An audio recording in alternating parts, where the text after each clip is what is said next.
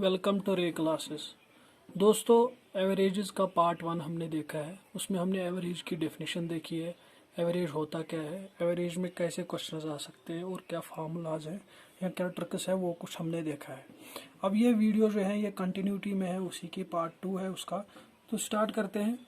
अगर हमारे पास कुछ नंबर्स दिए हैं जो कि कंसेक्यूटिव नंबर्स है, ठीक है, चाहे वो ऑड नंबर्स हो या इवन नंबर्स हो या सिंपल नंबर्स हो, नेचुरल नंबर्स, लेकिन कंसेक्यूटिव है। टर्म यहाँ पे जो इम्पोर्टेंट है वो है कंसेक्यूटिव, ठीक है।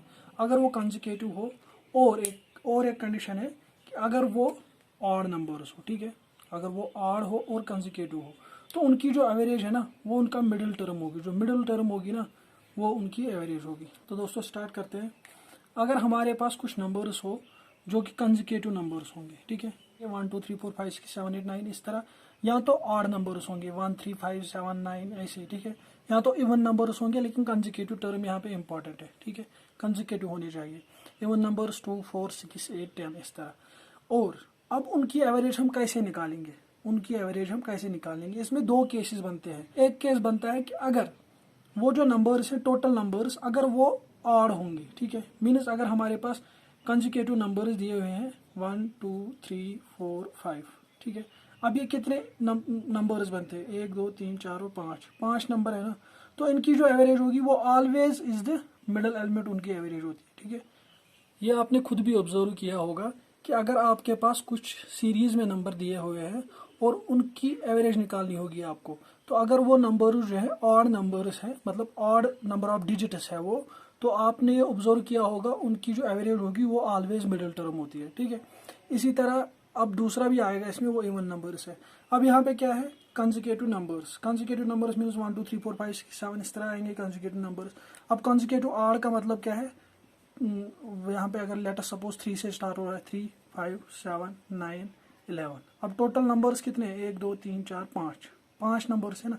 तो ऑब्वियसली इनका जो एवरेज होगा वो 7 होगा। ये कैलकुलेट करने की ज़रूरत नहीं है, बस आपको याद रखना है कि अगर आपके पास कंसेक्यूटिव नंबर्स होंगे, चाहे वो ऑड हो या इवन हो या नेचुरल नंबर्स हो, उनकी जो एवरेज होगी, अगर total number of digits odd होंगे तो उनकी जो एवरेज होगी वो ऑलवेज मिडिल टर्म होती है, ठीक है, मतलब सेंटर में जो टर्म होगी वही होगी। अब कहीं पे ऐसा भी हो सकता है 2 4 6, इसकी एवरेज बता दो। ऑब्वियस है कि ये 3 है मीन्स ऑड है, तो इनकी एवरेज जो होगी वो 4 होगा, ठीक है, ये आपको याद रखना है। तो अब अगर हमारे पास इवन नंबर ऑफ टर्म्स होंगी, ठीक है, तो उनकी एवरेज क्या होती है, the average is always the average of middle two elements. तो उसमें सारे सीरीज की हमने एवरेज नहीं निकालनी है, हमने क्या करना है, खालिस में हमने मिडिल के दो एलिमेंट्स उठाने हैं, उनकी एवरेज निकालनी है।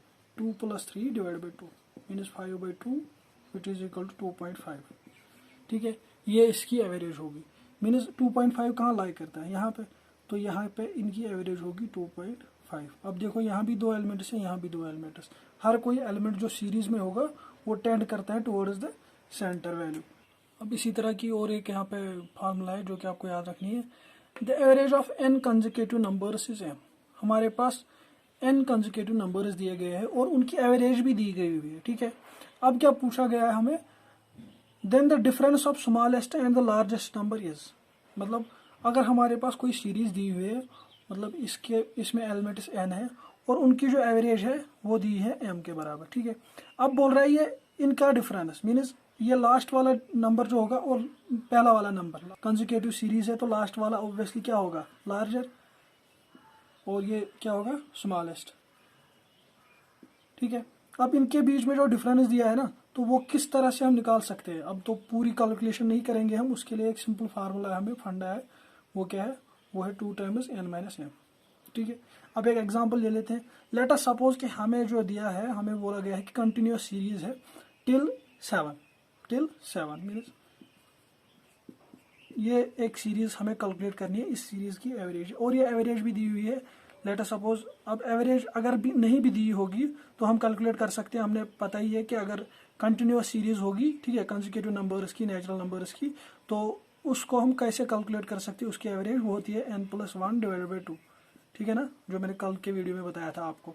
अब यहाँ पे n कितने डिजिट जो है, कहाँ तक दिया हुआ है, 7 तक, means 7 + 1 / 2 which is 8/2 which is 4। अब इसकी एवरेज क्या आई, 4, ठीक है। अब यहाँ पे एवरेज क्या है, m, यहाँ तक क्लियर है।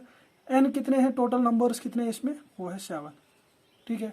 अब जो है इसकी डिफरेंस लार्जेस्ट और स्मॉलेस्ट वैल्यू की डिफरेंस जो है इस फार्मूला से निकालेंगे हम, 2 टाइम्स n माइनस m।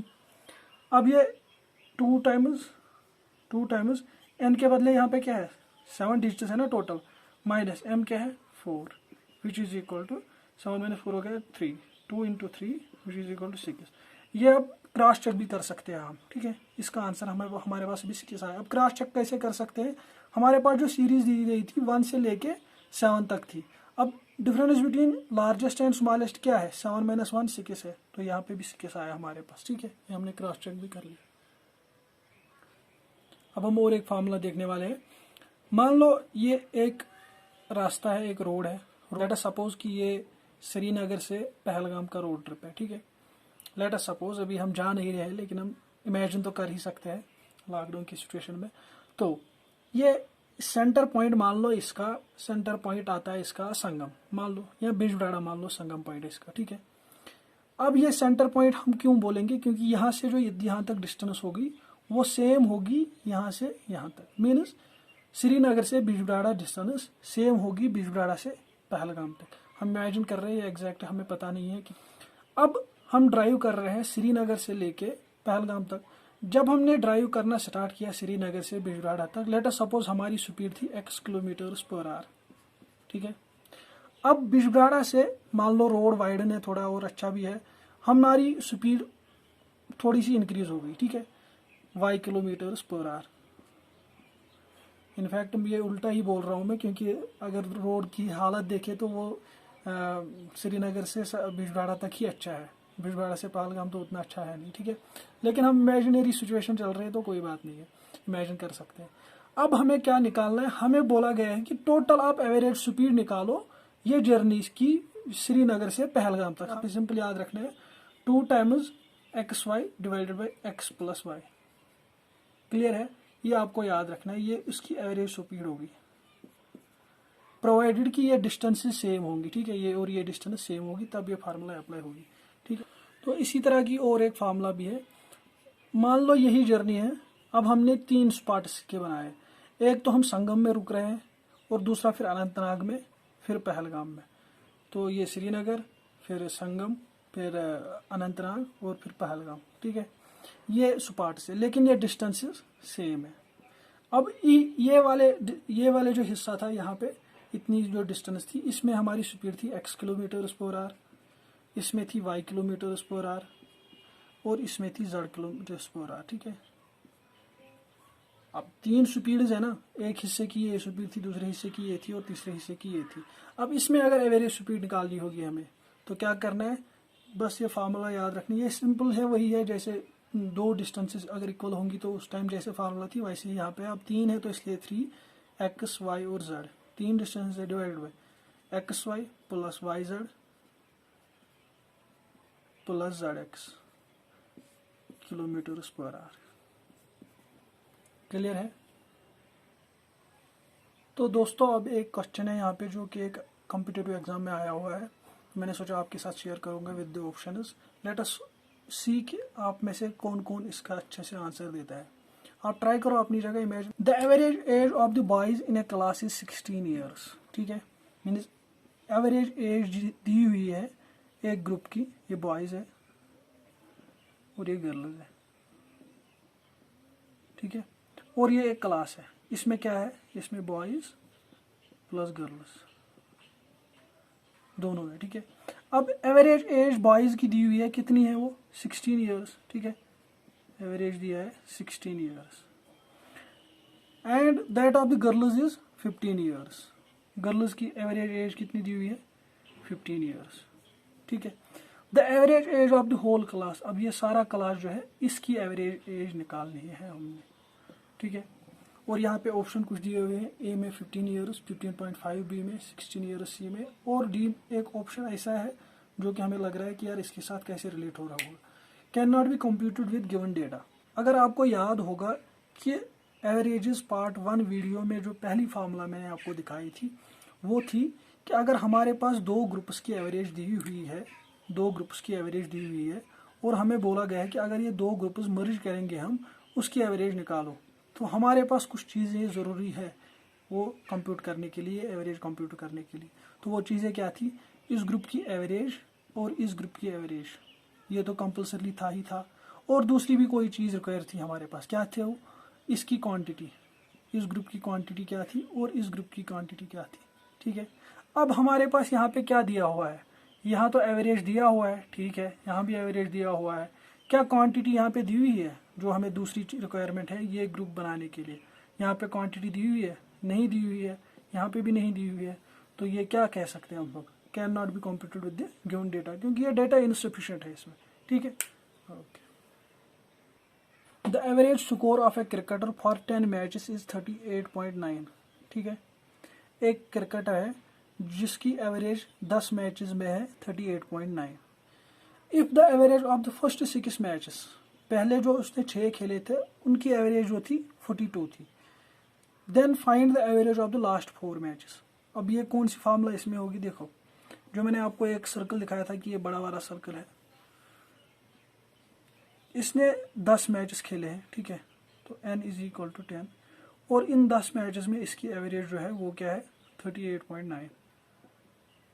इन्हीं 10 मैचेस में से इसने 6 जो खेले थे पहले, वो तो अंदर इसका सब सर्कल होगा ना एक, तो उसमें 6 मैचेस इसने खेले थे, means n is equal to 6 n2, ठीक है, n1 n2, तो ये एवरेज इसकी मान के चलो x है।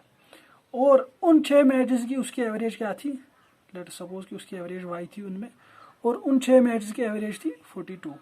ठीक है, 42, ये आपको इस तरह समझ नहीं आएगा, n2 इज इक्वल टू 6। अब क्या पूछा गया, then find the average of last 4 matches. अब ये जो 4 मैचेस है, ठीक है, ये वाला हिस्सा, इनकी एवरेज हमने निकालनी है। ऑलरेडी मैंने आपको दिखाया हुआ है ये फार्मूला क्या है।